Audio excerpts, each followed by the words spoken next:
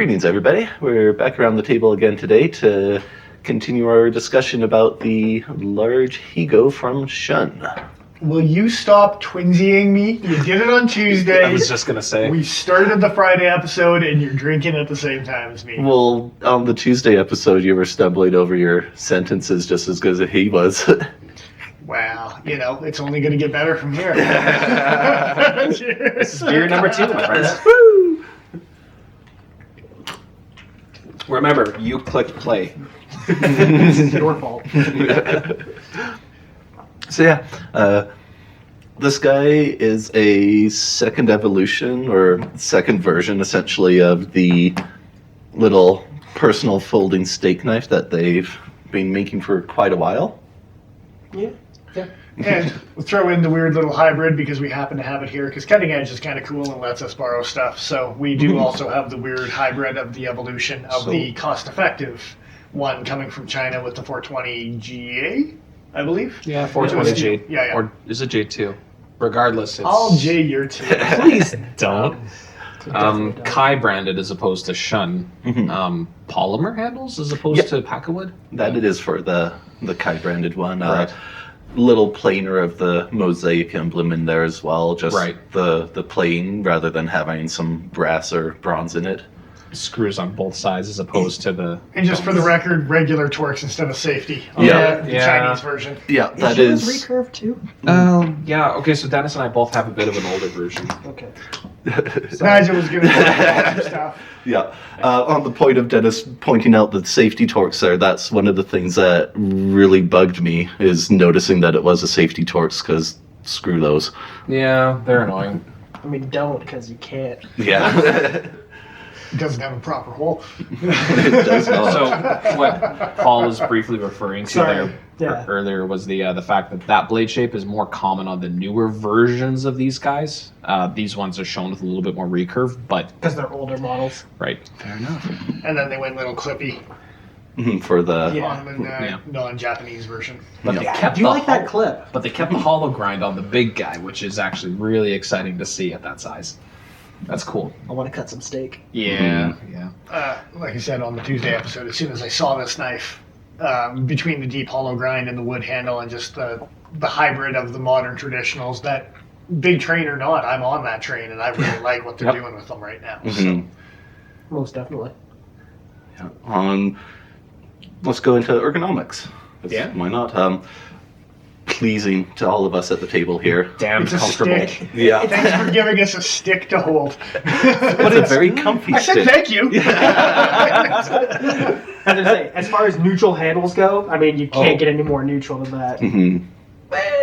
Close. You got this little area, but anyway, You it's said your nice. face. And again, keeping true to the original version as well. Like really, even the contours on the pommel, the flare behind the edge, not quite as extreme. They did change from the domed rivets down to the smooth, which I could take or leave one way or the other. I think for the size of that, it does better with it being smooth. Fair enough. Oh, and there I do is like more the smooth rounding ones. on that handle versus this, which is quite flat. Yeah. I think you're right. With that size, it makes more sense. Yeah. And I think a big part of that is, again, with Shun's marketing talking about not only being a personal steak knife and a gentleman, but actually a gentleman's pocket knife. It said it right in the description that they are marketing this a little bit differently to go into somewhat of an EDC rotation. Which, that's where it's going to go for me when I get one. Absolutely, and when I get one, because, this thing's cool as hell. Yeah, I think we can all agree on that we're probably all going to end up having one of Most those. definitely. Yeah. Absolutely. And it's something to say that, like, hey, they made VG10 still relevant. Like, that's normally a steel that I'm not going to be jumping for joy over. But Oh, God, this is the first time I've been excited about a knife with VG10 in, at least 4 or 5 years. Yeah. Right. And part of the excitement for that is the price point for it. Looking at the length of the blade, the handles, the nice detailing in it, compare that to the price of a Delica or Endura. Yeah. And this thing looks really good. You're only looking like $20 more or so Canadian for the upgrade. And I was going to bring up traditionals. Yeah. even. And if you want to go into a traditional realm, like the GEC, the cattleman's knife, it's something in a similar size as far as the big one. But now we're looking at a good $40, $50, $60 more to get a pure traditional rather than like a Japanese-styled Higo or whatever, right? Yeah. And this is going to be so off the radar on so many people's like radars, I guess. Yeah, because like you mentioned in the Tuesday episode, they're not a pocket knife company. It's not a pocket knife company. Yeah. So many people are going to miss this thing because it's a kitchen knife company and not a Kershaw, not a Spyderco, not a Benchmade. And the old version isn't something you would normally associate with being able to be an EDC knife or even medium duty use, because it is a really small construction for everything. Yeah, this very is tiny. This is robust by comparison. Yeah, like not only did they increase the length and the width of it and stuff, but they proportionally increased it all around. They did beef it up, and I think smart decisions, especially if you're going to make it build as like a gentleman's carry or something similar. I think the difference between version 1 and version 2, you can see the obvious evolution, and I don't see really any negatives towards it. Yeah. Mind you, we did find a couple. So we might as well dive into some of those. Yeah, we tend to get quite very nitpicky just because that's the name of the game when we're you want to find something wrong with the knife, we'll find something wrong with the knife. It's a review show, for God's sake. Most of the things that we were able to find wrong were fit and finish from it being mostly handmade, it seems. Like they were kind of rushing to get it out almost. Some weird odd angles on the grind, some hit on the chamfers, the rounding isn't quite smooth and even on the wood. I've noticed the wood scales not quite even up top here around the pivot. They're not quite flush. You can see they're not quite round. Handmade, yes, but Condor quality when you see some of the wood inaccuracies, right? A little bit better than Condor quality. Shots fired. Well, come on. Call it like it is. Off-centered as well. A big part of that. Yeah, sorry. Go liner lock. Yeah. We're working with a liner lock, and not just that, we're working with a Kai liner lock, whether it's a Kershaw liner lock or whether it's a Shun liner lock. The other side of it is, too, good luck adjusting that with a security Torx if you don't have that tool already. So a little bit irritating on that. Yep. Who cares? As long as it's not rubbing on the blade, everyone needs to suck it up as far as I'm concerned. Well, dude, I'm still going to buy this knife. But the off-centering comes into play. It doesn't affect the utility of this particular product. Main reason for me for being so annoyed with the safety Torx is it's your gentleman EDC / steak knife and the potential for juices and stuff to get in there. It would have been nice to not have the safety Torx so it was easy to disassemble to clean it out and stuff. Right. Yeah, and I don't know if you've noticed on mine. Mine is definitely a little bit stiff. I definitely get some like mineral oil because I want to keep it food safe rather than the blue lubes and stuff, right? But you have to work at it for sure, and you have to be conscious about the pivots and the juices of the delicious ribeye that I'm about to eat. Right. So, the one thing I was going to say before when we were talking about just this is going to be off people's radar. If you like being that guy that like you're hanging out with your buddies and you pull a knife out of your pocket and everyone at the table goes, "What the hell is that?" This might be that knife. Oh yeah. It's a 4-inch blade. It's a big how many eye-catching people aren't going to know what it is? And not just that, but the ceremony of pulling that out of your pocket with the leather pouch that it is, and then popping that leather pouch out, and then displaying the. If you don't have everyone's head in the room kind of turned on what the hell is going on, like the only thing better than that is your first cut into that piece of steak. Like this is true. However, getting it into that pouch in the first place, especially right after you first buy it, may be a bit of an issue. Yeah, that is one of the major complaints that all of us had is with how thick and beefy they made this guy, they still made the pouch as slim as possible, so you have to really work it to get it all the way down in there. Work it to get it in there. Oh, yeah. and then once it is in there, it is so tight that it is definitely an effort to get that little tab in underneath and to... And yes, you can do it, as Nigel is describing, and very tricky. Fighting with it. And there we go, now it's in. Yep. Now, kind of. This will work itself looser over time, but it's going to take finagling. One of the things I highly recommend, and I've done it to stretch leather on several occasions, is chopsticks. And I will say, you put the Higo in the pouch itself.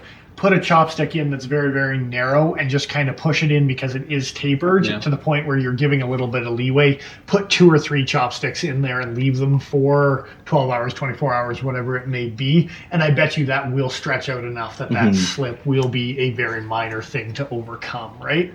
But yes, pro side is thicker leather. Con side is thicker leather, makes tighter leather. Yeah. That's what she said. And it will break in. Yeah, and I will warn with how fine that the stitching is. It's a fairly thin-looking thread, so I would be cautious and go very slowly with the chopstick stretching.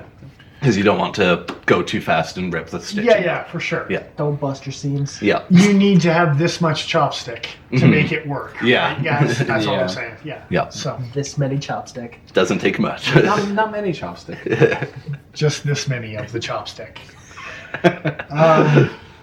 What else we got on this bad boy?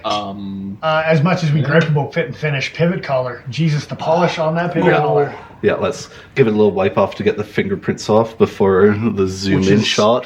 Again, a nice little carryover from the original Japanese version that wasn't really included with the Chinese original, but the wipe off in general, even this blade with the satin hand ground hollow like grind, they put some work in to make this just beautiful. It is definitely a fingered print hog for sure. yeah.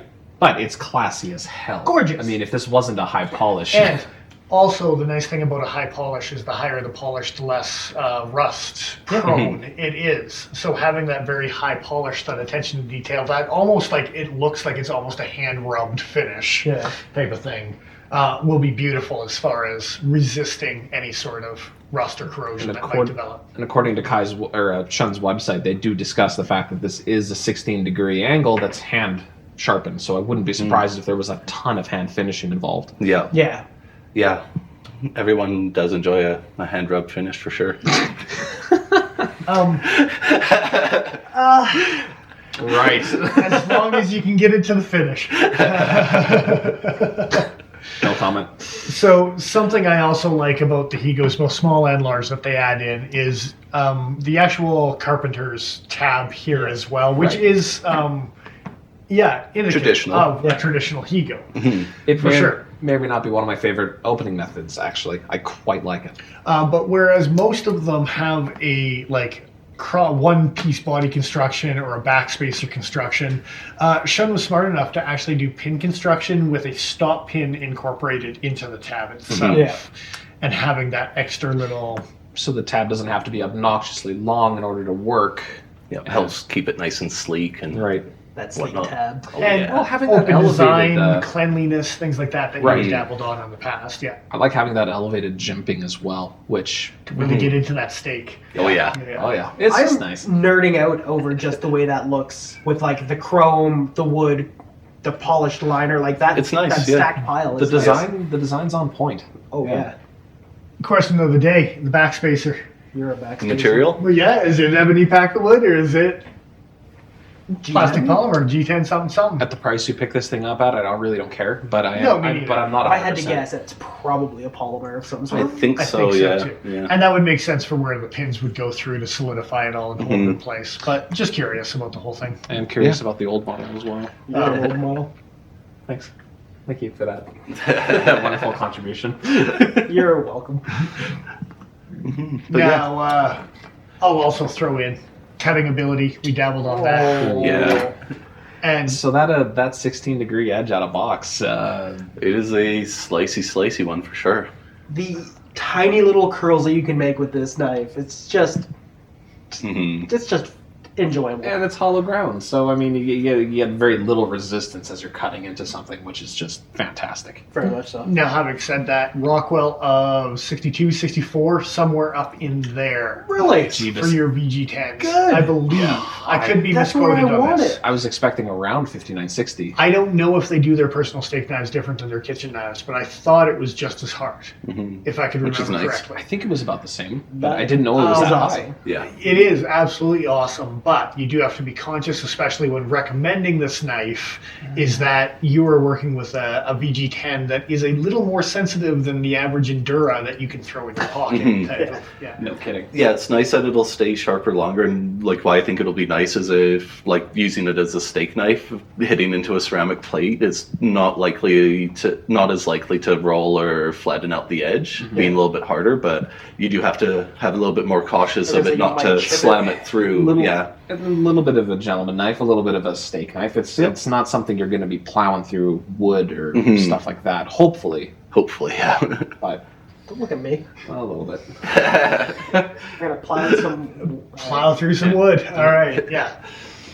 So yeah, that's pretty much rounds up what we have to say for this guy. Paul's plowing is where we're gonna end it. Yep. Yeah. Sorry, Paul. Or lack of, depending on if you're carrying this knife or not. That was it. I don't have it yet. Yeah. But yeah, Plow hoe. That works on so many levels. It's so good. I just want to sing the Mr. Plow song now. That name again is Mr. Plow. So yeah, so you saw we're very, very quickly into a what do you mean this is a spiral dive. All right. This is Nigel the Smith. Wait, we got to thank some people. Yeah, doing all that jazz. Yes, Cutting Edge. Thanks to them. Yeah.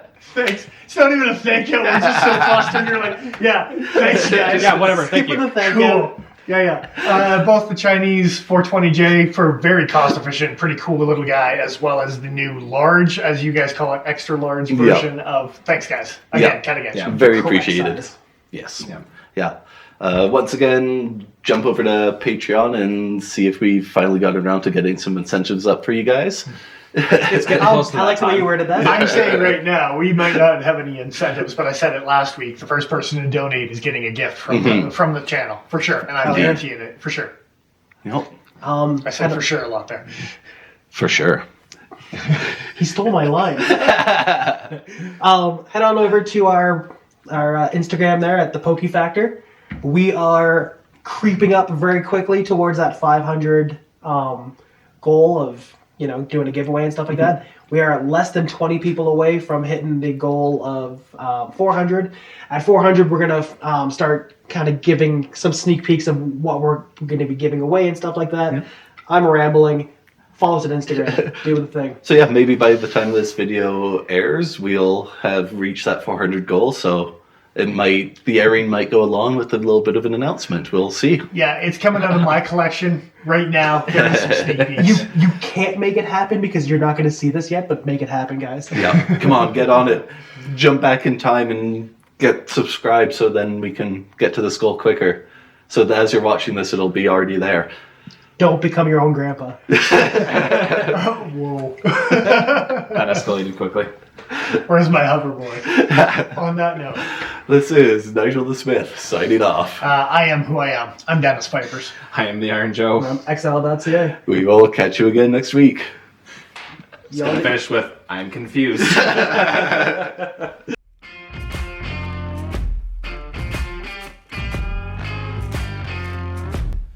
We don't need bigger knife. Yeah.